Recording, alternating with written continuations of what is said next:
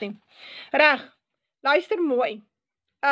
Ons, volgens Siener, is daar 'n skeuring tussen die FSA en Brittanje. En eintlik tussen die FSA en die Jode, alhoewel hy dit nie openlik sê nie. Hy verwys daarna, maar hy sê dit nie openlik nie. Die skeuring tussen die FSA en Brittanje sal ook wees 'n skeuring tussen die FSA en die Joodse staat. Nou op hierdie stadium lyk dit of suits nooit kan gebeur nie, want die Britte en die FSA en die Jode is 'n, ek wil sou sê, is 'n Siamese twin, maar hulle is eintlik 'n Siamese drieling, is een lyf met 3 koppe. Maar Siener verwys na hierdie skeuring wat gaan plaasvind. Mens stel dit op in sy visioene. Reg. En baie van dit het te doen met Donald Trump en baie daarvan het te doen met die situasie van 2016 af. Nou, 2016 kom Donald Trump in beheer en hy kom uit die bloute uit sonder dat hy regtig 'n vreeslike kandidaat is of vreeslik benoem is, kom hy na vore en hy neem die presidentskap.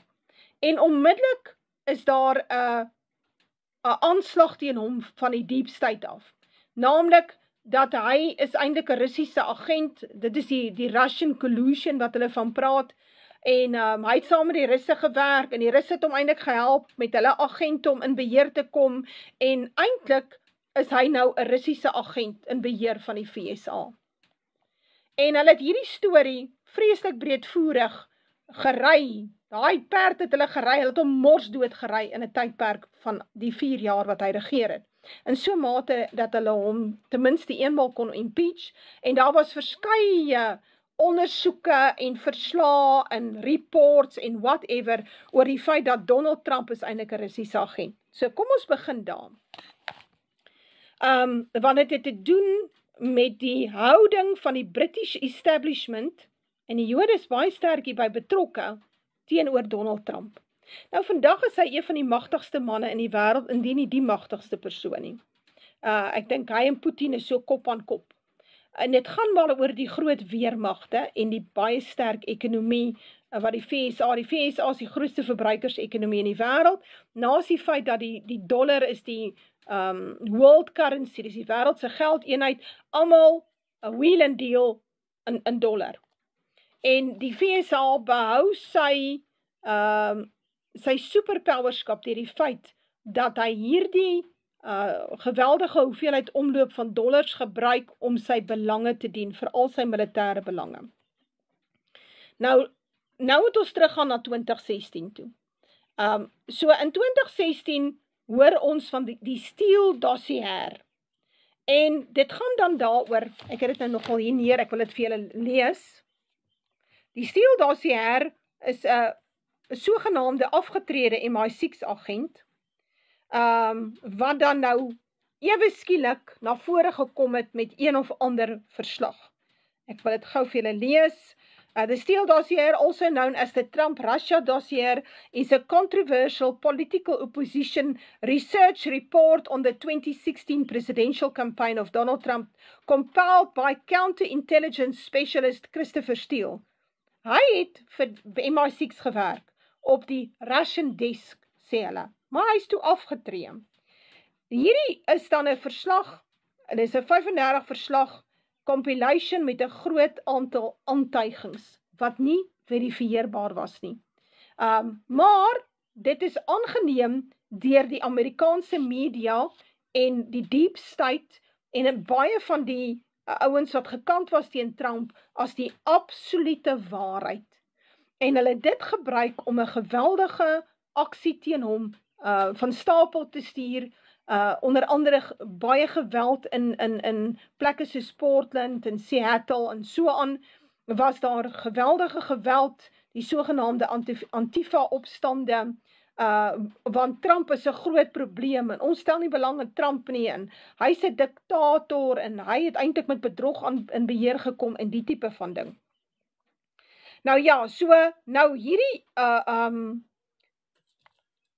nou, die Amerikaanse intelligensieagentskappe, soos die FBI en die CIA, het in daai tyd teen Trump gedraai, en wat eintlik sabotasie is, wat eintlik hoogverraad is, so sy eie agentskappe het teen hom gedraai, dis deep state, en hom uitgemaak as die probleem. Nou lees ek hierso, US intelligence agencies have reported that Putin personally ordered the whole Russian election interference operation and that the Russian code name Project Lakta. Daar's nie bewyse vir die goed nie, maar hulle het dit uitgespoeg, hulle het uitgekots.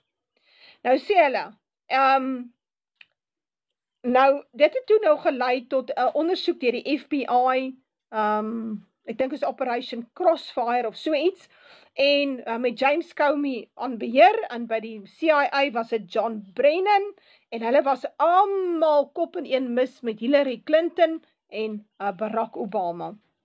En so het hulle dan nou besluit, Trump is 'n probleem. Ons gaan hom lig, deur middel onder andere van impeachment.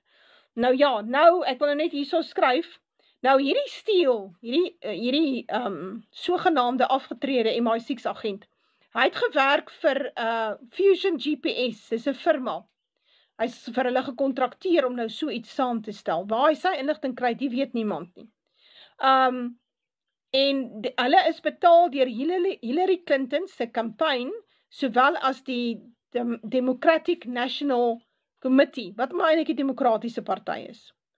En dit het dan nou gelei tot hierdie massiewe FBI ondersoek teen hom, en op 'n stadium toe het Trump James Comey, wat die hoof was van die FBI, afgedank. Nou ja, toe teiken hulle vir Trump, toe verduidelik hulle, hy is eintlik die probleem, en hy is eintlik besig om invloed uit te oefen op die regstelsel. Hy wil eintlik toring met die reg, en hy wil eintlik keer dat hy nou toegesluit word, en dit is hoekom hy van James Comey ontslaag geraak het. James Comey was eintlik 'n verraaier, soos John Brennan ook maar 'n verraaier is.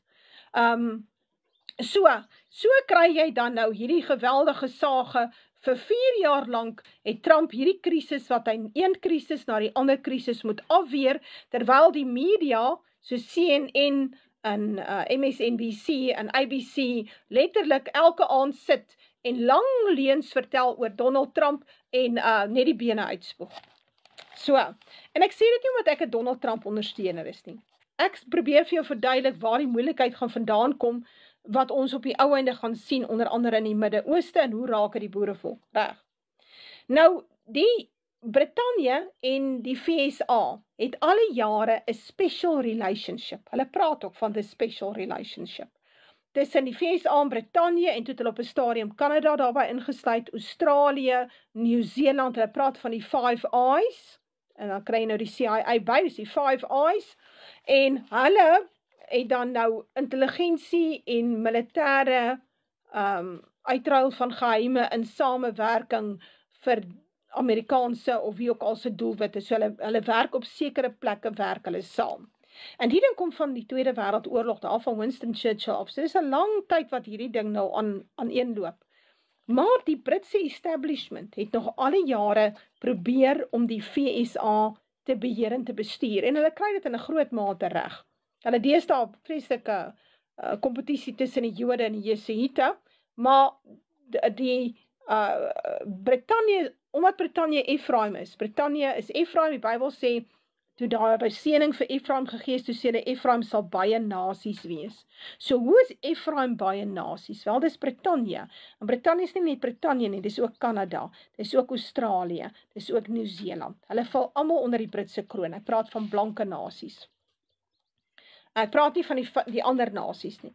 Efraim, die Efraim het baie blanke nasies geword.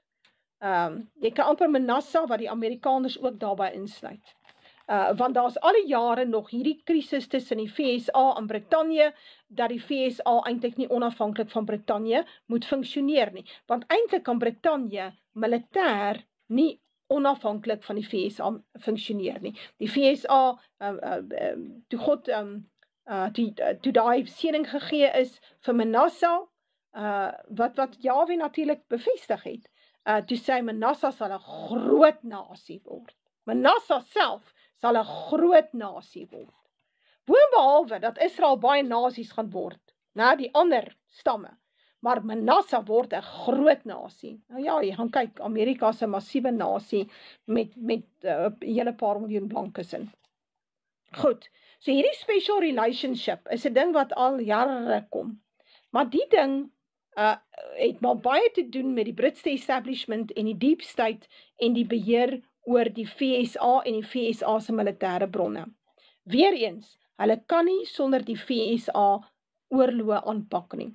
Nou ja, nou al die jare was dit nie 'n probleem nie tussen Bush en Blair en Reagan en wat is daai vrou wat geregeer het in Brittanje, Margaret Thatcher, hulle was groot pelle. So dit was nie 'n probleem nie. Alles het mooi geloop tot by Trump. Want Trump het op 'n stadium gesê, maar weet hy is eintlik anti-NAVO en hy's anti-World Health Organization en hy wil nie eintlik saamspeel nie. En dit het baie te doen met hierdie ding dat hulle hom verkeerd opgevryf het van die begin af. Trump is maar 'n egoïs. En dit gaan baie vir hom oor sy eie belange en sy hoe hy lyk. En so jy moet hom op 'n sekere manier benader, anders gaan jy nie met hom regkom nie. Nou ja, so kom ons kyk weer. Nou ja, nou die Britte was vreeslik anti-Trump toe hy in 2016 in beheer kom, toe hy op 'n stadium die Britse parlement wou toespreek, toe die helfte van hulle gesê hulle weier om na hom te luister. Dit het nie goed afgegaan nie. Brittanje is pro-Oekraïne. Trump is teen die oorlog daar. Toe hulle hierdie oorlog teen Oekraïne teen Rusland begin het, Oekraïne is 'n proxy mag vir die Britte en vir NAVO teen die Russe, want hulle is, die krisis is nou so groot, veral finansiëel in Europa, is hulle wil eintlik Rusland insluk, so hulle wil hom balkaniseer, menende hulle wil hom verslaan en hom opdeel in kleiner dele en hom leeg steel. Want die Europese Unie is bankrot, hulle leiers het die laaste paar jaar vreeslik gesplash, en dan sit hulle met hierdie klomp jong mense, jong mans, wat baie opstandig is. Nou ja, die beste manier is natuurlik om van hulle ontslae te raak, stuur hulle vir 'n oorlog, né? En dan raak jy ontslae van jou moeilikheid. En dan het hulle natuurlik hierdie replacement, wat hulle wil begin met die Europese Unie, wat hulle reeds gedoen het. Dis hoekom maar die Europese Unie gestig is, sodat hulle die grense kan wegvat, en toe hulle die grense wegvat, toe sê hulle, goed, nou is die volgende stap nou gaan ons die grense oopgooi, en elke Moor in Mohammedan, Indiër in Pakistan, in Afrikaan, kan nou almal hier in Europa kom bly, en moenie worry nie, ons gaan sorg dat julle eet en bly verniet. Gratis, man, mahala. Nou ja, en dit is so. En in Brittanje moet die munisipaliteite die hotelle betaal waarin hierdie migrants bly. Daar kry hy ete en sy was word gewas en hy kry geld en 'n foon maar he's got a life. En dan word hy natuurlik beskerm deur die stelsel as hy verkrag en moord en so aan, dan probeer hulle die saak so hanteer dat dit eerstens nie in die nuus kom nie, en of as dit in die nuus kom, wel, dan kom hy af met 'n baie lae vonnis, terwyl die ouetjie wat gekla het op Facebook, daai ou wat sy vryheid van spraak uitgeoefen het en gekla het oor die belasting en die migrants en hoekom word sy belastinggeld vir die migrants gebruik, daai ouetjie word 2 jaar toegestel. Sluit. So hulle het reeds ver met hierdie agenda gevorder. Nou ja, so hulle kon baie ver met die ding kom in die Joe Biden era. Nou Joe Biden het met bedrog in beheer gekom. So, as jy net kyk na die getalle van die verkiesingsgetalle, dan kom jy agter, maar eintlik het hy met bedrog in beheer gekom, daar was grootskaalse bedrog. Trump was reg. Maar jy kan nou niks daaraan doen nie.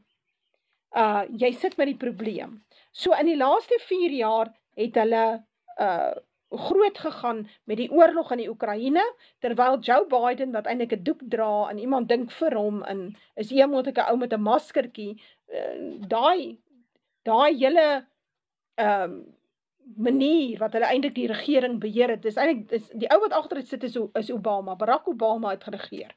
Dis nou maar net, daar was 'n ouetjie daarvoor wat gelyk het asof hy Joe Biden is, en hy het masker aan. Hulle is met hierdie maskers so goed, dat jy nie weet met wie jy regtig deesdae te doen nie. So, as jy kyk daar, Joe Biden was nie aktief betrokke nie, en hulle het massiewe hoeveelheid geld oorgestuur. Ek het dit nou gaan uitvind, wag dat ek dit hier gaan neerskryf. Tussen Januarie 2022 en April 2025, 65 biljoen euros, so dis miljard euros, 65 miljard euros, oorgegee, die VSA het dit gegee aan die Oekraïne. En dit is nou 'n belegging wat hulle nie gaan terugkry nie. Reg. Maar, met die hele storie van 6 Januarie, het hulle nou verder gegaan, en die hele 6 Januarie episode, het die Britte al verwelkom, eintlik is Trump 'n probleem, en hy wou nou eintlik 'n opstand hê teen die regmatige verkose regering, en eintlik moet Trump toegesluit word. En met al hierdie stories, het hulle hom 'n tweede keer impeach. So jy kan sien, as geweldige teenstand teen hierdie man. Nou David Lammy, ek dink hy is 'n swart man, swart Brit. Hy is nou Brittanje se huidige foreign secretary, so minister van buitelandse sake. Hy het op 'n stadium gesê, maar Trump is 'n racist en 'n dangerous clown. So dit is baie duidelik dat daar ernstige probleme is tussen die VSA en Brittanje. Hulle het dit baie toegesmeer die laaste paar sogenaamde ooreenkomste en besoeke, maar dinge is nie honkie-dorie nie. Inteendeel, Trump is baie onvoorspelbaar. Ek het dit in berigte gaan lees oor dit, en die woord Trump is onvoorspelbaar kom soveel keer voor, jy kan dit nie glo nie. Nou, net voor die 2024 verkiesing, het Trump die Britse Arbeiderspartij, die Keir Starmer party, beskuldig van illegal foreign interference. Want daar is 100 van hierdie Arbeiderspartijlede oorgestuur na die VSA toe om Kamala Harris te help om die verkiesing te wen teen Donald Trump. En toe hy daaroor klaar, toe sê hulle, nee, ons werk verniet, ons doen 'n guns hierso. Dis nie dat ons gestuur is deur die Arbeiderspartij nie. Nou ja, enige iemand wat dit glo, rook sy sokkies.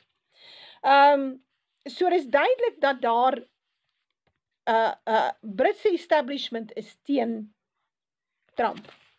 Nou, met al die dinge van die 6de Januarie, en daar's mense toegesluit, en dit was 'n opstand teen die regering, dis alles opgeblaas, dis nie naaste by wat hulle dit probeer maak nie, maar dit het hulle gepas, want so het hulle Joe Biden se foute, en sy dementia, en al sy probleme het hulle begrawe, en hulle kon baie geld steel van die Amerikaanse belastingbetaler, en het oorsee stuur daarna Oekraïne toe, en wat dan gebeur is, daai geld maak 'n loop, en dan kom hy terug na die Demokratiese Party toe. So op 'n manier kanaliseer hulle daai geld, want war is a racket, so oorlog is daar om die ouens wat die oorloë befonds se belange te dien. Niks te doen met ons op die grond wat die oorlog doen nie, niks daarmee te doen nie. So daar was ook daai tyd sprake, dit was in die berigte, daar het ook niks daarvan gekom nie, dat hulle daai geld loop, en hy kom terug na die Demokratiese Party, na die Democratic Party toe. So hulle steel Amerikaanse belastinggeld deur dit te was deur middel van Oekraïne. En is nie iets wat net ek sê nie, Julius Assange het gesê, hulle was geld. Hulle het dit met Afghanistan gedoen. Die VSA het geld gewas met Afghanistan, die oorlog in Afghanistan en Irak. Maak nie 'n fout nie. Dit is wat hulle doen. Nou ja, hoe dit ook al sy, in daai tyd van 6 Januarie gaan die BBC toe. En die BBC stel 'n hele klip saam, TV-klip saam, waar hulle van Trump se toespraak van 6 Januarie vat, en hulle sny hom so, dat dit lyk asof hy 'n opstand dan nou aangemoedig het. En met daai klip hardloop hulle die wêreld vol, en soos ek sê, Trump word 'n tweede keer impeach. Maar ek wil dit vir julle lees, want dis nou nuus. Daai ding, die feit dat hulle bedrog gepleeg het, dit nou uitgekom. Dit was nou in die laaste week. BBC 100% fake news, White House, sê die White House. So die BBC is 100% fake news. So sê hierdie Caroline Leavitt, wat die spokesman is van die Trump administrasie. Dit is 'n vreeslike mooi blonde vrou. So, kom ons kyk hierso. Caroline Leavitt has labeled the broadcaster a leftist propaganda machine due to its editing of a speech by President Trump. White House President Secretary Caroline Leavitt has accused the BBC of being purposefully dishonest over the broadcaster's depiction of the 2021 US Capitol riots. The channel has faced criticism in recent days over allegations that it misled viewers by splicing together different segments of President Donald Trump's remarks that day. In the video, Trump appears to tell supporters, "We're gonna walk down to the Capitol and I'll be there with you and we fight like hell, and if you don't fight like hell, you're not going to have a country anymore." According to the Telegraph, Trump's words were altered. The clip splices together remarks made about 54 minutes apart. The protesters are shown marching towards the Capitol immediately after the edited clip had in fact been caught on film before Trump started addressing the supporters. Nou ja, hy het hulle nou, hy het hulle gewaarsku, hy gaan 'n $1 biljoen seker dollar eis teen hulle instel, as hulle nou nie apologize, dis nou die BBC, apologize, en hom op 'n behoorlike manier vergoed vir sy skade nie, wat dit nou ook al sou beteken nie. So daar's 'n klomp ouens daar by die BBC wat toe nou hulle goed gevat het en bedank het, ouens wat in beheer was van hierdie proses, ouens wat betrokke was by hierdie video wat hulle gemaak het, waar hulle eintlik bedrog gepleeg het om Trump uit te maak as die groot krisis. Nou moet ons iets mooi verstaan. Hierdie ouens doen dit nie uit eie oortuiging nie. Hierdie ding word van bo af gegee, so van waar af kom het? Dit kom van Chatham House af. Nou Chatham House is die groot think tank in Britannië vir onder andere MI6, die Britse intelligentiediens. So as jy wil weet wat aangaan, moet jy gaan kyk wat sê Chatham House. Hulle het verslae wat hulle so uitsit. Dis die groot think tank. En dit is eintlik waar die Britse establishment al die onheile en krisisse en dramas en whatever uitbroei in die wêreld, broei daar by Chatham House uit. Die BBC is is soos ons SABC. Dit moet dit dra die wil ek sê die propaganda van die Britse regering of die Britse establishment aan die publiek oor, sodat hulle geïndoktrineer en gebreinspoel kan word, want hulle het dan nou die volle waarheid, en nou ja, niemand anders het dit nie, en hulle weet beter, en daarom moet ons die regering vertrou. En dit, soos ek sê, hierdie ding het nou uitgelek, dat die BBC betrokke daar was. En enige ou met 'n verstand sal vir jou sê, maar die Britse intelligentiediens sit hier agter, die Britse establishment sit hier agter. Dit's nie 'n ding wat uit die bloute uit gebeur nie. So dit wys jou, daar is skering, daar is 'n skering tussen Brittanje en die VSA, al word dit nie ooglopend gesien nie. Nou sou jy agterkom, dat die laaste jaar, en ek het nou spesifiek gaan kyk,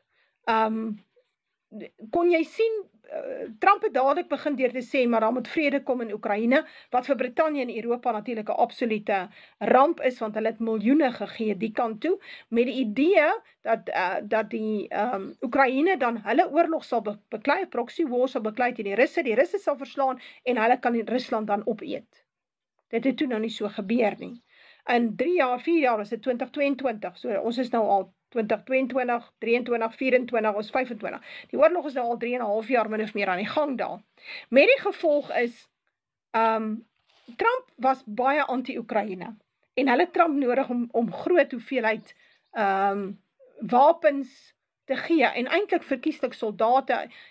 As dinge nou regtig skeef loop wel, dan moet Trump bereid wees om sy vloot te stuur, hy moet bereid wees om sy missiele te gebruik, hulle soek die Tomahawks, hulle soek die Patriot system, goed wat die Europeërs nie self maak nie, nie self gemaak het nie, want vir alle jare het die VSA eintlik die grootste las van NAVO gedra, finansiëel, die Amerikaanse belastingbetaler, sowel as die wapens. En dit gaan terug na die Tweede Wêreldoorlog, waar die VSA eintlik gesê het, maar ons vloot, want ons is nie verwoes tydens die Tweede Wêreldoorlog nie, en ons ekonomie is sterk, ons sal as vloot sal beskerming wees vir Europa, want ons het hierdie massiewe vloot, en ons kan optree in militêre situasies, ensovoorts en so meer. Want weer eens, hulle is nie verwoes nie. Die VSA is nie verwoes nie. Brittanje en Europa is verwoes. En dit was maar die doelwit van die begin af, sodat daardie ekonomie moes geld leen by die VSA om net weer op hulle voete te kom. En dit sit 'n geweldige las op die blanke Europeër en die blanke Brit gewees. En so hou jy hierdie mense arm, jy hou hulle net aan die lewe. Dit was maar die plan op die tafel. En die Jode en die Joodse bankiers is elke keer betrokke by al hierdie oorloë. Ons is op pad nou na die volgende een, en weer eens, oorloë kos geld en moet befonds word. Reg, so nou, as ons kyk, van die begin af was daar krisis. So Stamer het op 'n stadium gaan kuier daar by Trump in die Withuis. Trump het eintlik half van hom 'n fool gemaak. Maar daar het hy toe gesit en verduidelik, maar die Britse koningshuis het 'n uitnodiging aan Trump. Ja, dit was die groot wortel. So hulle speel op Trump se egoïsme. Sy egoïsme, hy's vreeslik egoïsties. So vreeslik graag by die royals wil gaan kuier, want Trump wil dalk ook 'n royal wees. En hulle het dit in 2019 ook met hom gedoen. So ook uitgenooi dat hy nou daar gaan kuier. Dis nou dan die tweede keer. Hy toe gaan kuier, hy was daar, ek dink in September maand, was hy nou daar by ou Charlie. Nou ons onthou, wie is Charles? Charles se kroon behoort aan die paus. So Charles is eintlik 'n mondstuk van die paus, maak nie 'n fout nie. Hy is daar om die verdere agenda voor te sit. Hy is nie die antichrist nie, die paus is die antichrist, maar die paus is in beheer van die Britse kroon. En hy die Britse kroon hier in die 11de eeu aan die paus verkoop, eintlik aan die Knights of Malta, vir geld toe hulle bankrot was. Nou ja, so baie mense dink die Britse kroon staan op sy eie, maar hy doen nie. Hy is sterk onder die katholieke invloed, en hy is eintlik daar om die katholieke agenda hier op die einde van tye te beheer. Dit word net nie openlik gedoen nie. So, jy gaan kuier by Charles en dan hoor jy eintlik wat is die agenda op die tafel. En die groot ding is, Trump moet help met Oekraïne, sodat Rusland verslaan kan word. Nou ja, Trump doen nou sy eie ding, hier in Junie, Julie, Augustus maand, kry hy nou vir Putin, en hulle sit daar in Alaska, en hulle praat om een tafel, en kom eintlik by niks uitneem. Ek dink daar het Putin vir hom baie mooi verduidelik, dit is ons A, B, C en D, en ons gaan vir niks tyd nie, as gevolg van A, B, C en D, en as julle nie voldoen aan A, B, C en D nie, wel, dan gaan die oorlog voort. En dit is toe ook so. Hulle kan aan Putin op hierdie stadium niks doen nie. Weereens, die Europese Unie en Brittanje is nie by magte nie, NAVO is nie by magte nie, en hulle die VSA nodig, en die VSA wil nie saamspeel nie. Kort nadat hy daar was, toe kom kuier 8 Europese leiers, onder andere Stamer, Frankryk was daar, Finland was daar, Duitsland was daar, ek dink Nederland was daar, hulle het almal kom kuier, daar by Trump se Withuis, saam met Zelensky, om hom te oortuig om nog wapens te gee in Swaan. En toe Trump hulle half van 'n blik gedruk, en vir hulle gesê, luister, ons sal wapens gee, maar NAVO moet dit by ons koop, of die Europese lande moet dit by ons koop. En dan gaan julle dit gee vir Brittanje, vir Oekraïne. So, nou, wie se probleem raak het? Dit raak eintlik die belastingbetaler in Europa se probleem. So, en hierdie Europese leiers is daarop uit om daai oorlog te doen. Want Ursula von der Leyen het onlangs gesê, hier in Europa, we follow the values of the Talmud. Sy het dit gesê, dis op video, jy kan gaan kry op TikTok. Wat beteken, hierdie oorlog is daar sterk Joodse betrokkenheid by die Talmudiese values, menende die verwoesting van die blanke, westerse, protestante nasies. Dis een van die, en die katholieke kerk is natuurlik deel daarvan, maar die katholieke kerk wil ook, die Jesuïte was nog al die jare daar. Kyk, as jy nou oorlog teen die Jesuïte verklaar het, of jy het hulle uit die land uitgesit, dan kom hulle oor 100 jaar terug, of 50 jaar terug, en hulle verwoes so 'n land toet en taal. Want hulle kry jou terug. Dit is maar 'n manier om jou terug te kry. Goed. Nou, die Britte was baie agteraf.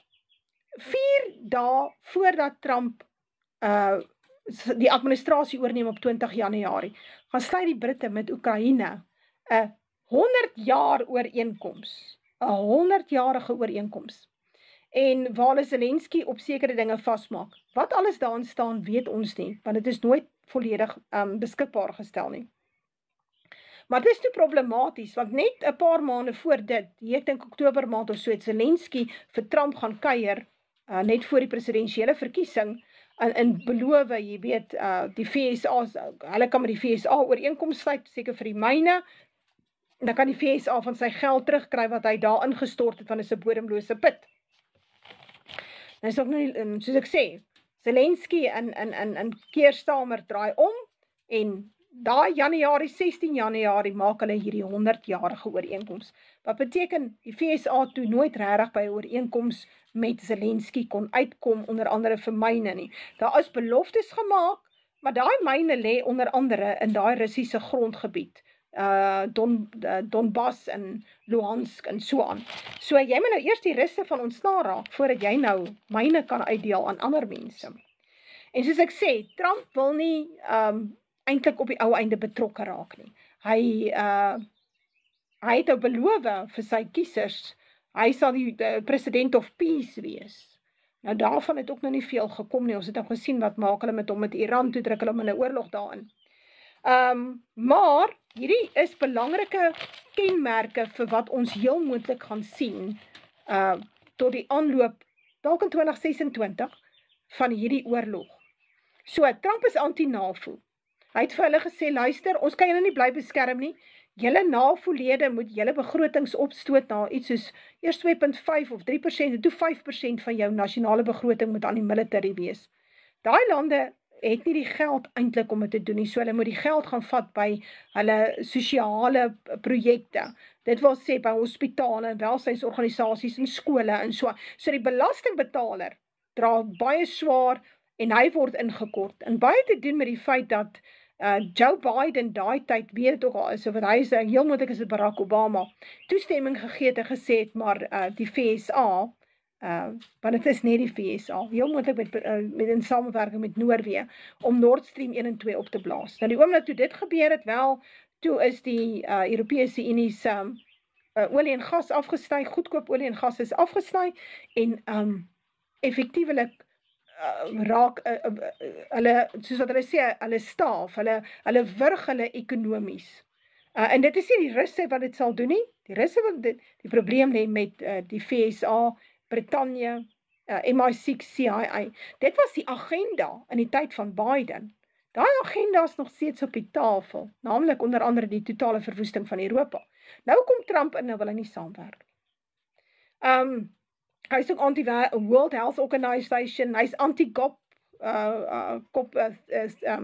30, hierdie climate change ding, hy besluit hy gaan nie, en hy is dan ook anti-Oekraïne. Nou, kom ons kyk. So, nou wil ek met jou praat oor dit wat sieners sê, want ek wil gou vir jou wys. Want ek dink daar is 'n agenda. Ek dink hulle Trump totaal verkeerd gelees. Hy het nog gaan kuier by die Koningshuis, en daar is een of ander artificial intelligence ooreenkoms gesluit tussen hom en Britannië. Dit klink alles wonderlik, maar eintlik is alles nie reg nie. En mens stel dit op in die siener visioene, as jy 'n bietjie fyn lees, ek wil dit nou net vir julle hier lees, en ek Blikstemdromer verwys ook daarna in sekere van sy visioene. So, maar kyk wat sê siener, 12 September 1920. 12 September 1920 sien hy as volg. In Europa kom een geel spider, en toe die spider stil staan, kom een rooi witrig onder hom uit, dis 'n witrig bees, een rooi witrig bees, onder hom uit en gooi hom om. Toe staan die bees daar, maar die spider verdwyn. In Europa is een bruin hout en een mes met 'n skurwehef sny hom aan stuk. Nou die spider verwys na Britannië. Geel is baie keer hulle kleur, is baie keer die kleur van viraat ook. Is iets wat ons sien hier in Suid-Afrika, wanneer hy baie keer praat oor in sy visioene oor Suid-Afrika. So hierdie geel spider verwys na die Britte. En wat doen die witrig bees wat agter die Britte staan? Dit is nou die Amerikaners. Hy gooi die spider om en die spider verdwyn. So dit gaan nie gaan. So dit is duidelik dat daar op 'n stadium, ek wil nou nie sê sabotasie nie, maar dit is asof die FSA so teen die Britte werk, dat hulle hele oorlogspoging teen Oekraïne heeltemal skibreek lê.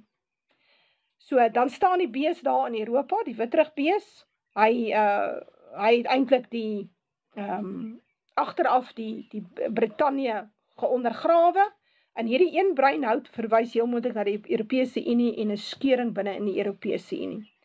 Nou, op 23 September 1920 sien hy so.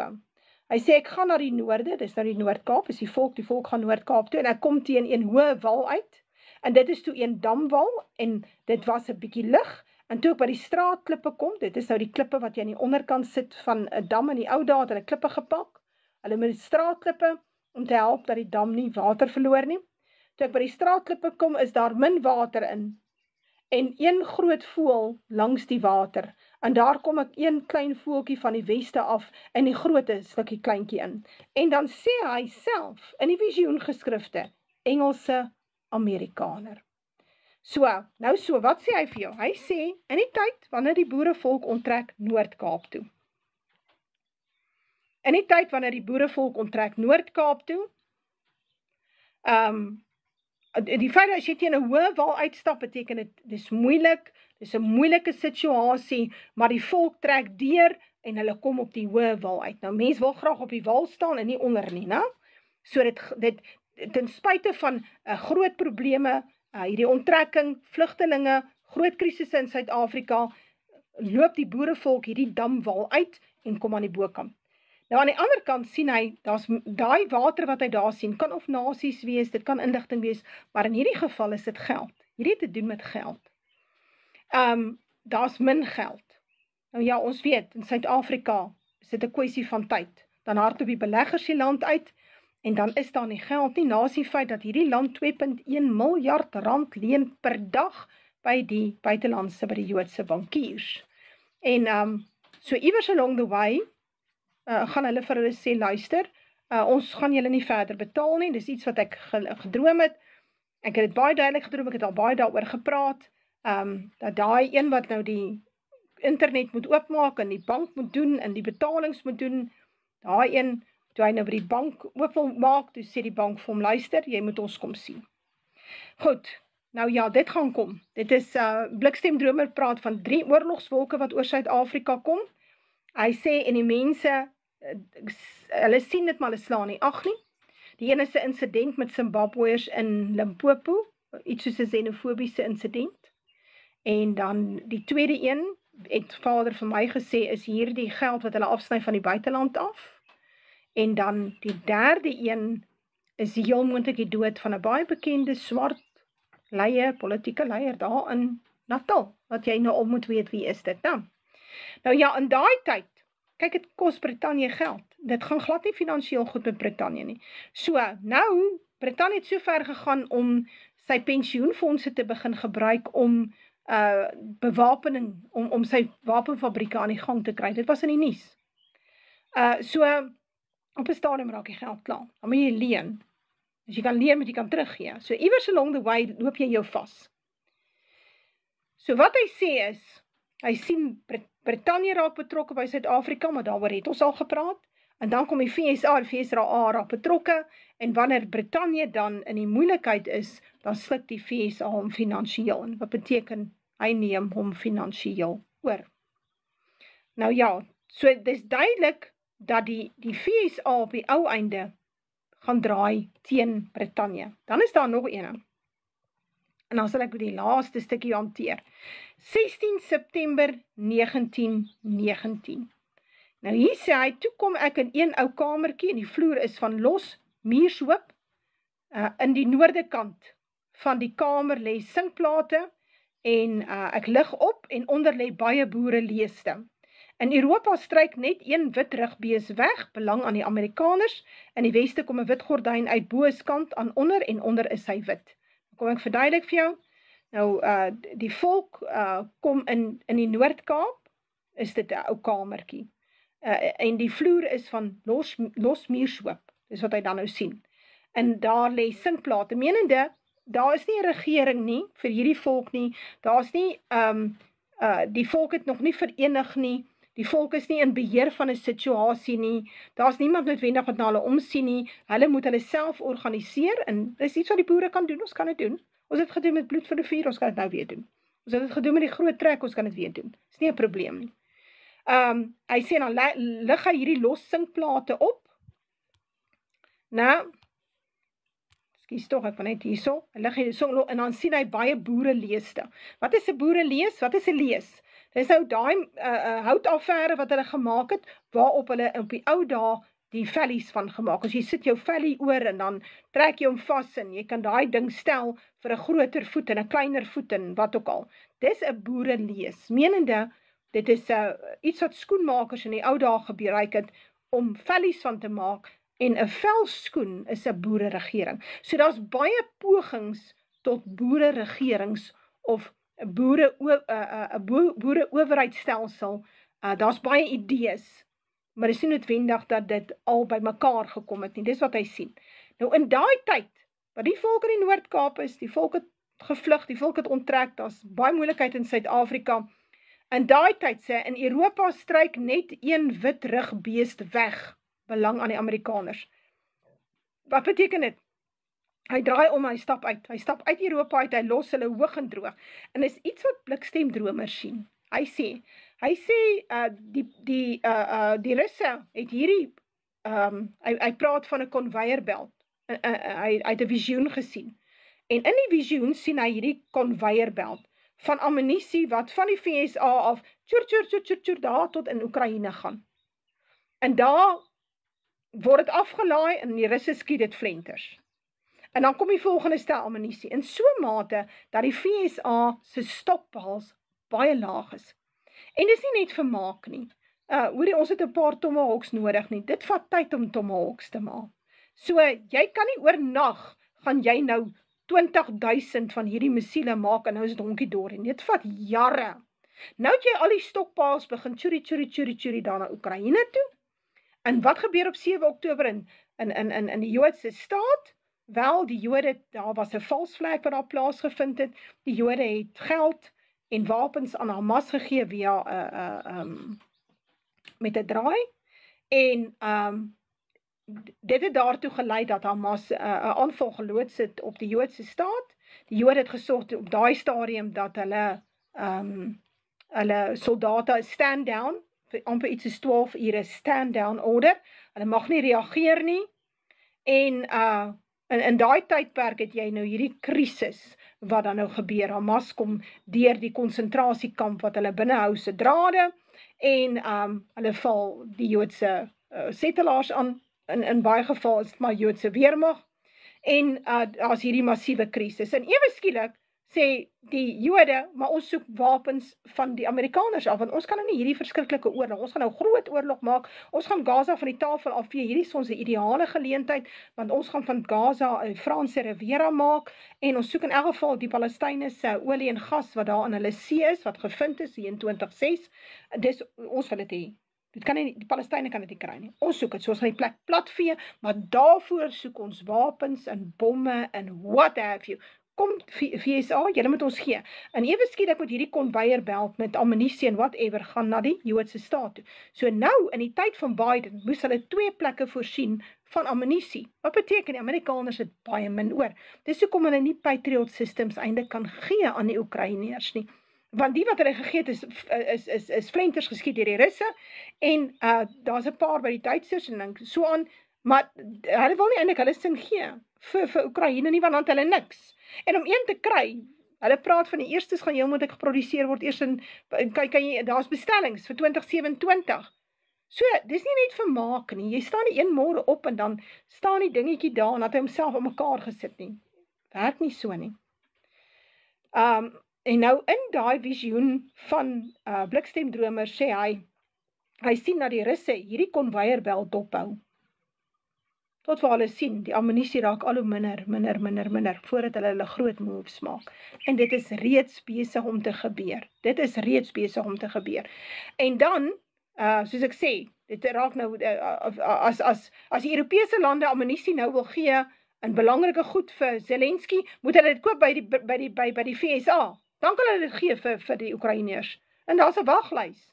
So, dit is nie so eenvoudig nie. So eintlik is die hele oorlogspoging besig om heeltemal uitmekaar uit te val. Die Russe gaan heel moet ek groot dele daar vat en en homself sterk vestig daar. En dan van daar af sal die situasie stelselmatig versleg. Maar vereers gaan die Russe daar heel moontlik groot dele vat, hulle klaar dit gedoen, en van daar af sal hulle na die Midde-Ooste beweeg, as gevolg van die oorlog in die Midde-Ooste wat eskaleer teenoor Iran en Turkye en so aan. Ek wil eendag daaroor ook met julle praat, ek het dit nogal baie goed uitgewerk. So wat sê hy hierso? Hy sê, in Europa stryk een wit rugbees weg. Hy sê, hy sien dat die Amerikaners een laaste groot batch ammunisie gee vir Zelensky en sê vir hom, nou is jy op jou eis my ou maat, en daar gat hulle. En ons gaan dit sien. En ek dink ons het van dit reeds begin sien. En dan sê hy, in die weste, nou watter weste is dit? Dit is Noord-Kaap, is die noordweste van die land, kom 'n wit gordyn uit, bo is kant en aan die onderkant is hy wit. Nou daai wit gordyn het ek self al gesien in 'n droom, en ek het nie verstaan nie, eerst hier agtergekom waar pas dit in, en dit beteken daar's 'n gordyn tussen die Noord-Kaap en die res van die land, menende, dit wat in die Noord-Kaap gebeur met die volk, is so onder die radar, dat hierdie nuwe Doornbos regering wat in plek kom, hom nie vreeslik steur vir 'n lang ruk van die ouens in die Noord-Kaap nie. En dan later, dan sê hulle, heerlikheid, wat gaan in die Noord-Kaap aan? Dit kan ons nie toelaat nie. En dan sal ons natuurlik sien dat hulle gaan probeer om 'n aksie te loods, en dit sal nie slaag nie. Hoe dit ook al sê, so daai wit gordyn beteken daar is 'n geestelike afskorting tussen die Noord-Kaap en die boerevolk daar en die res van die land. Hulle gaan letterlik, daar gaan gesê word, ja, wat het van daai ouens geword? Hulle sit seker daar en daar gaan niks aan nie, en terwyl die res van die stelsel, en onder die Doornbos regering, sterk beweeg na die beast system, toe die digital ID en die central bank digital currency, en dan breek Marburg uit, en almal moet in die ry staan vir 'n jab, en die QR code, dit gaan kom. Reg, maar, nou sê Siener 'n baie belangrike ding, en hiermee gaan ek afsluit. Hê so 'n bietjie geduld met my. Hy praat onder andere daarvan. Hy sê, hier sal selfs ook VSA troepe wees om te probeer keer dat die Engelse nie heeltemal in 'n doelslaag nie. So jy kan duidelik sien dat die VSA en die Britte sit nie heeltemal langs dieselfde vuur nie. Dit lyk of hulle weer van ons boere gaan interneer, dit sal die Doornbos regering, maar die kamp is anders as 1939 tot 1945. Hulle vervoer ons na 'n ander land, vermoedelik Australië. Dis korrek. Hoekom Australië? Want dit is 'n kolonie van Brittanje. So as hy mense wil skuif, as hy manne wil skuif wat hy wil interneer, want dit is interneringskamp is maar in elke oorlog, so dit sal nie anders te wees hier in Suid-Afrika nie, dan skuif jy hom na 'n ander plek toe. So, dan kan hy nie van daar af onder 'n stoot teen die regering hier nie. Hy sit daar in 'n ander land. En daar word ons deur Japaneese leeroffisiere ontset, en hulle is bly om te verneem dat ons boere is. Net soos in die vorige oorlog word ons troepe weer na die noorde gestuur, maar hulle is die keer nog minder eensgesind. En daar kom wrywing tussen Engels en Afrikaans sprekendes, en in onderlinge gevegte word baie doodgeskiet. Daar kom 'n hindernis voor ons troepe, VSA troepe wat alreeds die Engelse leer in die noorde uitgewis het, keer ons leer voor. Ons troepe word ontwapen en geskei. Engels sprekendes word prisoners of war, die Afrikaans sprekendes kom huis toe sonder hulle wapens. So, nou sê hy, die groot slag tussen die troepe van die VSA en Engeland vind plaas in Egipte, wanneer die volgende wêreldoorlog uitbreek. So luister mooi, die VSA en Brittanje skeur. En die rede hoekom hulle skeur, het alles te doen met die feit dat Brittanje en die Jode, sien nie die Jode nie, maar dit sal definitief die Jode ook wees, want VSA draai sy rug op die Joodse staat ook. Die militêre geheime van die VSA gaan verkoop aan Rusland, en dit gebeur wanneer Rusland deur Turkye storm, en ons gaan 'n oorlog sien in Turkye, waar die Russe gaan wen teen 3 of 4 of 5 Europese lande. En dit het maar alles te doen met die destabilisering van Turkye. Hulle probeer 'n puppet government insit, dit werk nie, en hulle probeer die Bosporus sluit, en dit werk nie, en die Russe sê wel, julle gaan nie ons vloot in die Swart See hou nie, man, ons gaan vir julle wys wat doen ons, en hulle hardloop deur Turkye. En op daai stadium besef die Britte en die Jode, hulle is 'n groot moeilikheid. En hulle sê, luister, weet jy wat? Kom ons offer die VSA op vir ons veiligheid. En die Jode sal dit doen, sonder om 2 keer te dink. En die Britte sal ook nie 'n probleem hê daarmee nie. So, wat ons gaan doen is, ons gaan die VSA se militêre geheime verkoop aan die Russe, en vir die Russe sê, luister, los ons uit, ja, ons is hier vir jou, nou, as jy aanval, doen van die VSA. En Siener sê, die VSA vind daarvan uit. Nou, luister mooi. Nou, die Jode was nog nooit die VSA se bondgenoot nie. Al lyk dit so, hulle is nie. Ons weet hulle was direk betrokke by John F. Kennedy se moord. Want daai hele verslag wat uitgekom het, is vol van die woord Israel. So hulle was duidelik betrokke daar. In 1967 val hulle die USS Liberty aan in die Rooi See, en sink amper die skip, klomp soldate is dood, omdat hulle gevoel het, moontlik aan die VSA hulle keer in hulle oorlog teen Egipte en Sirië op daardie oomblik. So hulle doen wat hulle belange is. Israel kyk na Israel se belange. Israel is nie daar na die VSA se belange te kyk nie. Maar hulle verwag van die VSA om na Israel se belange te kyk, na die Jode te kyk. En Jonathan Pollard het hier in die laat 90's, hy is toe 'n Jood. Hy werk toe vir CIA en hy het toegang tot die crown jewels van die VSA. Dit is hulle frekwensies, hulle encryption. Hy gaan en hy gee dit vir die Jode, want hy self 'n Jood. En hulle verkoop dit aan die Russe. En hierdie goed, dit het die regering, die Amerikaanse regering, biljoene dollars gekos, om daai stelsels in plek te kry. En hulle het alles so vir die Jode gegee, die Jode het alles vir die Russe gaan gee. So, en dan is daar nog ene. In die 80's het die Amerikaners die Jode gehelp, die IDF gehelp om die 'n vliegtuig met die naam die Lavi te bou met F-16 tegnologie, met hulle eie vegvliegtuig tegnologie. En met die idee, daar was 'n ooreenkoms dat julle nie ons tegnologie kan deel met 'n ander land nie. Ons gaan julle help om hierdie vegvliegtuig te bou, maar julle kan nie dit deel met 'n ander land nie. Nou Jode het net daar omgedraai, hulle die tegnologie gaan deel met die Chinese. En die Chinese het toe die J-10 fighter gaan bou, wat dan baie sterk ooreenkomste met die Jode se Lavi het, en dis eintlik F-16 tegnologie, wat van die VSA afkom. So ja, die Jode is baie bekend daarvoor dat hulle spionasie doen op die Amerikaanse regering. Obama het hulle uitgevang. Daar was die groot storie. Netanyahu het op 'n stadium gaan kuier by Boris Johnson. Dink is in 2019, daar by sy huis. Hoe was lekker groot ete en alles. En na die tyd, toe kry Boris Johnson 'n afluisterapparaat in sy toilet. Nou, hoe het dit daar gekom? So, die Jode doen hulle eie ding, hulle gaan hulle eie belange dien, hulle is niemand se bondgenoot nie, hulle is definitief nie westerse lande se bondgenoot nie. So, ons sien, ons gaan hierdie oorlog sien in die Midde-Ooste. Heel moontlik gaan hulle begin om die VSA in te trek, en op 'n stadium gaan die VSA sê, nee, dit gaan nie vir ons werk nie, baie te doen met hierdie verkoop van geheime, dan onttrek die VSA, hy sal ook onttrek uit die Doringbos regering uit, saam met die Duitsers, en want het gaan daaroor dat die Jode die Greater Israel plan het, en die Britte soek weer die Suezkanaal, hulle het hom beheer in die Eerste en die Tweede Wêreldoorlog, hulle soek hom vir die Derde Wêreldoorlog ook, en die Jode soek tot en met die Nile, dalk af tot amper by Sudan, hulle soek hierdie massiewe area, tot aan die kant Damascus, tot by die Efraat, glo iemand het dit vir hulle beloof, dis 'n absolute klomp nonsens. Mense gaan vir my sê, ja, maar dit staan in die Bybel. Nee, in die Bybel is niks vir die Jode beloof nie, niks. Jy moet vir my die versie bring, maar sê, en God het aan die Jode die volgende beloof. Dit staan nie daar nie. So moenie met stories van my toe kom nie.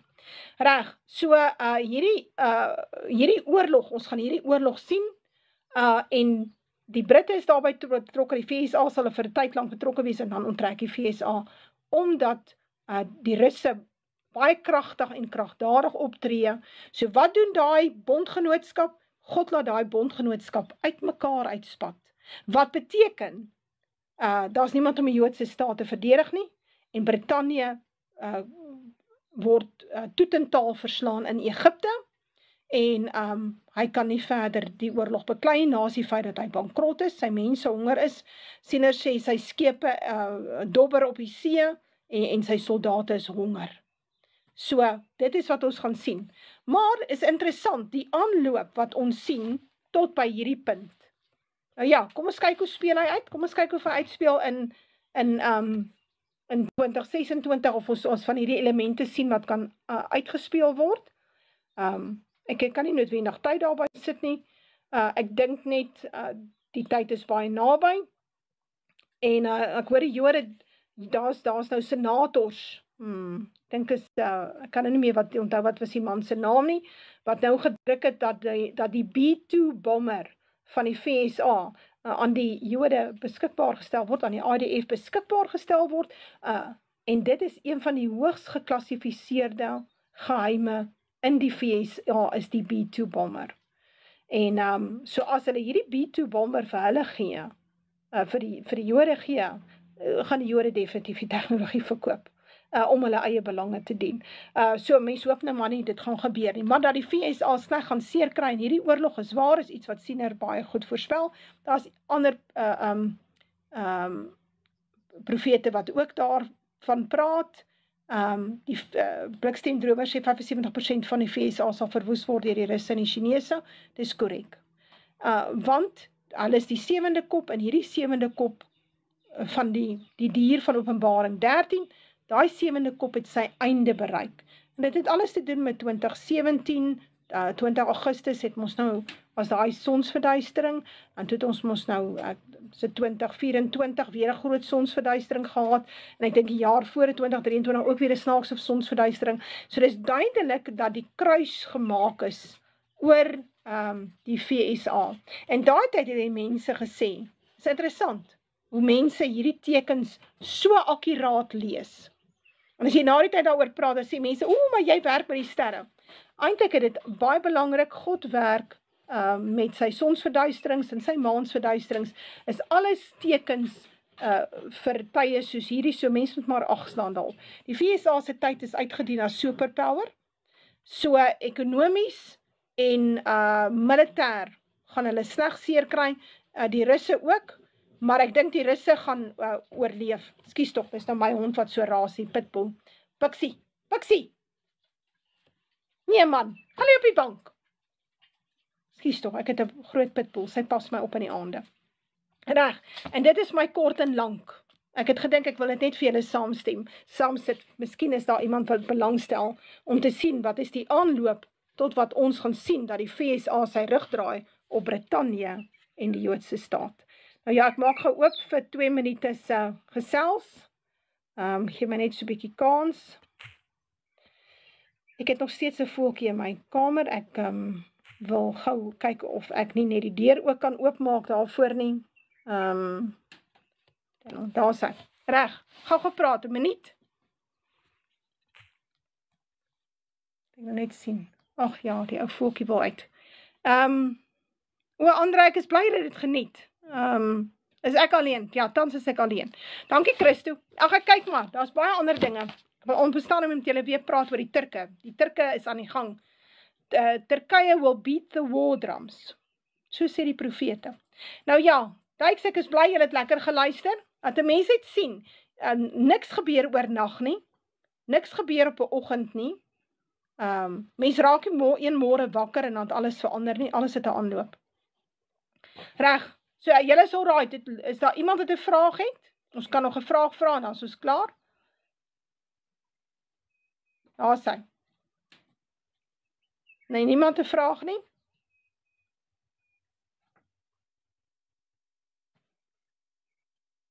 Daar is hy. Ja.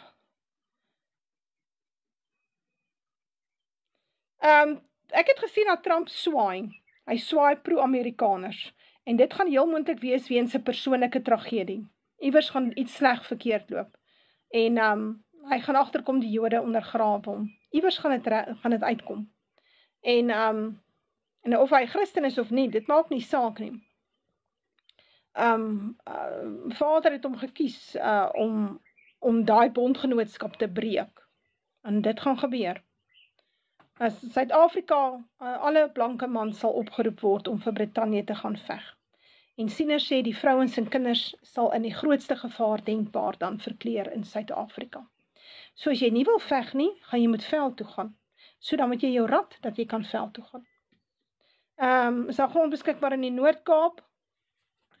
Ek weet nie hoeveel grond is beskikbaar nie. Julle moet maar gaan uitvind by die eiendomsagente. Daar is maar, hulle pryse het baie gestyg die laaste 10 jaar, baie mense het stelselmatig soontoe beweeg, dit word maar net nie hardop gesê nie. So, mense moet maar kyk.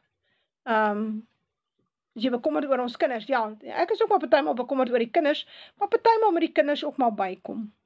Ja. Kinders moet almal bykom. Die kinders is nie by nie. Hulle dink ons bly in La La Land. So, kinders is regtig nie by nie. Veral die kinders oor see, want hulle het nog nie agtergekom hoe groot is die bedreiging nie. So ja, ek wil op 'n stadium weer praat met julle oor ander dinge, so, nou ja, ek groet julle. Ja, daar kom 'n verskriklike slagting in Suid-Afrika. Sieners sê die Bybel sê die lyke sal lê op die straat en niemand sal begrawe nie. Artificial intelligence is die gees wat aan die beeld gegee word in Openbaring 13. Kyk 'n bietjie my ander video's, ek het al oor dit gemaak. Nee, meeste jong mense ken nie swaar kry nie, behalwe die ouens in die plakkerskampe. So ja, daai mense ken swaar kry. En hulle is vir ons baie keer onsigbaar. Ons sien dit nie, so ons dink dit bestaan nie. Ek wil vir jou sê, hou op om jou geld te gee vir die kerk. Hou op om die predikante onderhou, hy beteken vir jou niks. Vat jou 10de en gaan kry 'n plek soos Moeg Gesikkel of wat ook al. Gaan hoor waar is 'n blanke plankerskamp in jou omgewing en gaan help af en toe daar. Al gaan gee jy net 'n bietjie kos af. So, Jandrey, wanneer moet jy huis toe kom in die FSA af? Daar's nog tyd, Jandrey. Daar is nog tyd. So, mense moet maar kyk wanneer begin die krisis hier in Suid-Afrika so is, dat Suidlanders begin sê onttrek en so aan. Ja, nee, wat, die kerk gaan jou nie help nie. Nou ja, ouens, ek moet gaan kos maak, ek groet julle. Gee jou geld vir jou volk. Jy sal baie seëninge ontvang van Vader. Pieter, God sal hulle sif. So 'n oorlog sif wonderlik. Wonderlik. Die kaf van die koring. Hoor wat ek jou sê? Swaar kry is eintlik 'n baie goeie ding vir 'n volk. Dit bring sy karakter en sy integriteit uit. So dis 'n goeie ding. So dit moet kom. The sooner the better. Want soos dit nou aangaan, kan dit nie aangaan nie. Nou ja, ek groet julle. Nou moet ek nou eers sien, hoe kom ek nou hier uit? Ek vergeet altyd hoe kom ek hier uit. Daarbo, ek het lanklaas gelive. Ja, die blankes hou van geld, eintlik hou hulle van skuld, so dis skuld.